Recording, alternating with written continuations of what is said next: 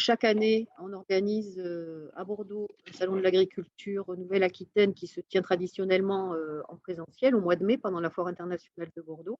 Bon, il se trouve que le premier confinement nous a contraints à réagir très très vite et en l'espace de 2 mois, il a fallu construire une offre totalement différente, donc digitale, et en nous appuyant entre autres sur la chaîne de télé qu'on avait créée l'année précédente, qui s'appelle AgriWeb TV. Et puis évidemment aussi en s'appuyant sur les réseaux sociaux.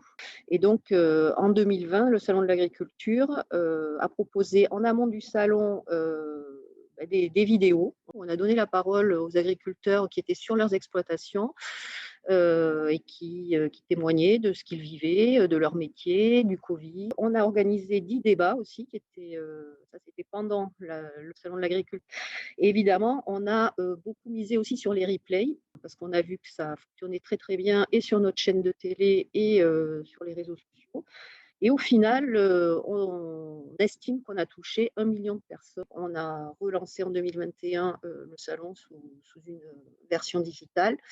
Donc, où là, on a d'abord fait une consultation auprès de notre public, hein. On a eu 850 personnes qui ont répondu à la fameuse consultation. Et donc, ça nous a amené à faire cette année 6 débats décentralisés, en fait, hein. Nous sommes allés dans les 3 ex-régions de Nouvelle-Aquitaine, sur des lycées agricoles.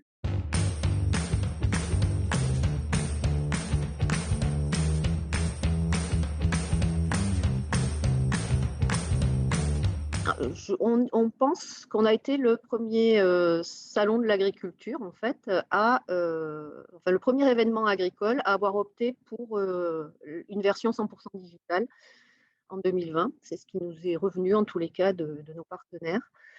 Cette décision, on l'a prise parce qu'on voulait continuer à donner la parole aux agriculteurs et à l'agriculture régionale.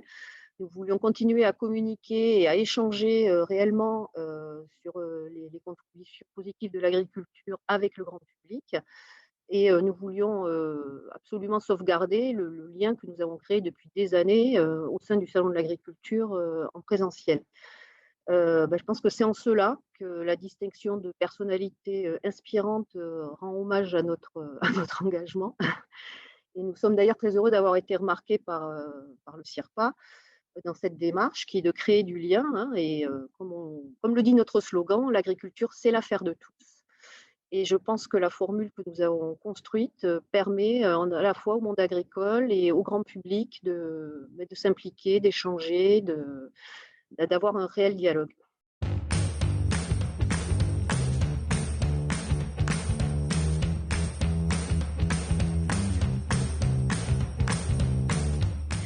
Eh bien, je dirais qu'il y a clairement un avant et un après Covid, hein. Notre communication, c'est plus une communication classique, elle doit être absolument démultipliée sur les réseaux sociaux, par des webinaires, par des conférences en mode digital. Et on doit vraiment être en capacité de travailler en mode hybride, en associant absolument le volet numérique et le volet présentiel. Parce que moi, je pense que quand on parle d'agriculture, malgré tout, le présentiel, ça restera très important. Ça nous donne un petit challenge aussi. Il va falloir être capable d'inventer aussi de nouvelles manières d'intéresser le public sur des événements en présentiel. Voilà, donc je dirais pour conclure qu'on devra être encore plus inspiré et encore plus créatif.